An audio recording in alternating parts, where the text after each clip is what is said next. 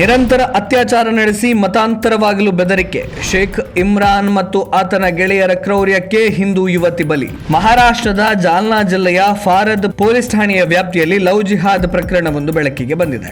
ಅಶ್ಲೀಲ ಫೋಟೋ ತೆಗೆದು 2016ರಿಂದಲೇ ಪದೇ ಪದೇ ಅತ್ಯಾಚಾರ ಮಾಡಿ ಧರ್ಮಾಂತರಕ್ಕೆ ಒತ್ತಡ ಹೇರಿದ ಪ್ರಕರಣದಲ್ಲಿ ಶೇಖ್ ಇಮ್ರಾನ್, ಶೇಖ್ ಹಬೀಬ್ ಮತ್ತು ಆತನ ಸಹಚರರನ್ನ ಬಂಧಿಸಲಾಗಿದೆ. ಜಾಲ್ನಾ ಜಿಲ್ಲೆಯ ಫಾರದ್ನ 25 ವರ್ಷದ ಯುವತಿಯ ಅಶ್ಲೀಲ ಫೋಟೋ ಹಿಡಿದುಕೊಂಡು ಆಕೆಯ 15ನೇ ವಯಸ್ಸಿನಿಂದಲೇ ಆರೋಪಿ ಅತ್ಯಾಚಾರ ಎಸಗ್ತಾ ಇದ್ದ. ಜಿಲ್ಲೆಯ ವಿವಿಧ ಸ್ಥಳಗಳಲ್ಲಿ ಸಂತ್ರಸ್ತೆಯ ಮೇಲೆ ಅತ್ಯಾಚಾರ ನಡೆದಿರುವುದು ಬೆಳಕಿಗೆ ಬಂದಿದೆ. ಈ ಬಗ್ಗೆ ದೂರು ನೀಡಿರುವ ಸಂತ್ರಸ್ತೆ ಅತ್ಯಾಚಾರ ನಡೆಸಿದ್ದಲ್ಲದೆ ಬಟ್ಟೆ ತೆಗೆಸಿ ಬುರ್ಖಾ ಹಾಕಲು ಹೇಳುತ್ತಾ ಇದ್ದ.